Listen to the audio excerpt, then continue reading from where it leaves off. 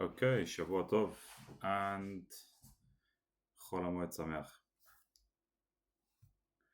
We've got the hostages that are due to be released, but Baruch Hashem, that's a great thing. So this video will be about hostages. Of course, everybody's happy to see them home and that they're coming home in one go. But also, what is the disadvantages of this deal? I mean, we have to look at what got us into the situation in the first place. So, as you may know, Gaza was supposed to be an exchange for peace. So Israel withdrew, I think in 2005, and it was supposed to become, territory for the Palestinians to thrive, to live, to have their own land, to have their own independence, schools, infrastructure, mosques, businesses, etc. Instead, as we know, it's been used as a launch pad, a stepping stone, a foundation for the ideology, which is to eradicate Israel and to disregard all of history, all of archaeology, all of the facts, all of the truth. Okay, so we're making a deal with them, basically. Now, I'm not ready for this deal, to be honest, because I think so long as we don't deal with the root cause, then you're just going to have it resurface, in the future, whether it's in the near future, whether it's in the long future, it's going to just regrow, and that's a shame because this was and is an opportunity to solve it once and for all. So Gaza was given back for peace, and that was, I would call, from a hostage mindset. And when I say hostage mindset, it means Jewish people who are not aware, they are in captivity consciously about what the reality of the situation is. What is this dispute about? Is it about peace, about land? I mean, I mentioned before in the other video, Muslim and Arab countries have huge amounts of land, but they're particularly interested in one small strip of land.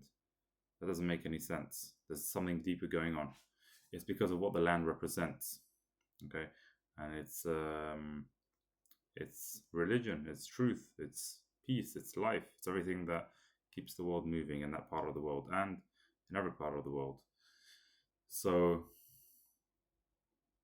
we have to make sure that we're not being held hostage in our mind.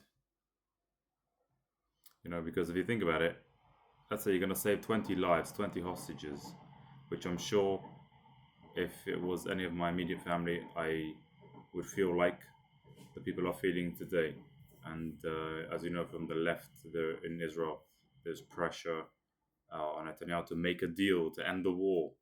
But if you think about it, you have to have your country's interests first.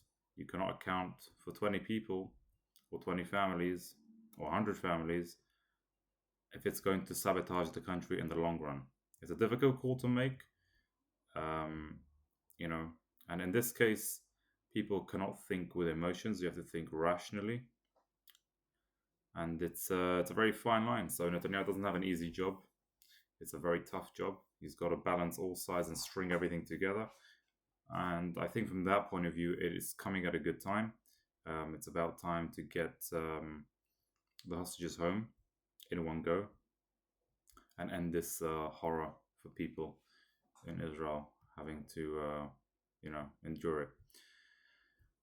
But at the same time, it's quite ambiguous about what's going to be with who's going to run Gaza, and even people say, oh, Hamas is not going to run it. But if it's people with the same ideology and the same thinking and the same extremism, that's just going to produce the same results as people who have the title Hamas. So a real reform has to happen within the education system for children, because if you indoctrinate children to hate and to carry out acts of hate, then what chance do they stand? So it's really not even a war on people, really.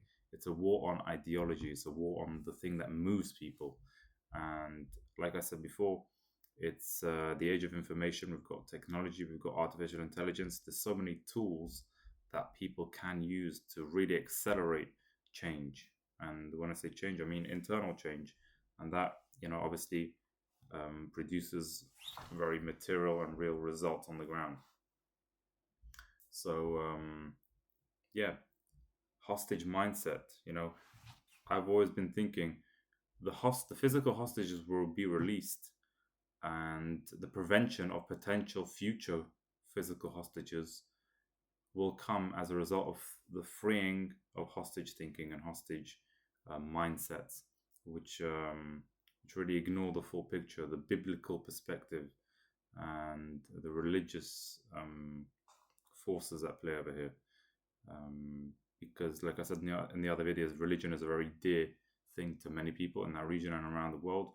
And so they will fight to control it, even if the narrative isn't true and it's not based on facts, because that's what they've grown up with and that's what their life is based around. But for the sake of people at large, the truth has to come out, the clarity has to emerge, and lies have to fall apart and be changed, And it's not an easy process. It's sometimes a very life-shattering process to sort of know that what you've held on to for so long is a lie. But people come to that realization, and it has to come at a larger scale to the people in Gaza if they want to live in safety and security, because the path of extremism is not going to work for them, and it's a shame for it to have to be resolved through war. Wouldn't it be nice if people can just come to their senses? Who knows? Who knows what that will look like? That's up to the people of Gaza, and I just hope they will succeed. But you have to be vigilant because, as they say, a leopard doesn't change its spots, and they're concerned with fulfilling their mission, and they believe it extends into the afterlife, so death doesn't really deter them. But yeah, Baruch Hashem, the hostages are coming back, and let's all in our life, everyone, myself included, look at the ways that we think and how are we being held hostage by not fully acknowledging Hashem, God, in our day-to-day lives, and how we can improve on that. And I strongly believe that in that merit, we will be getting closer to fully being free. Spiritual, physical, material freedom. Okay, Shabbat Tov, and all the best.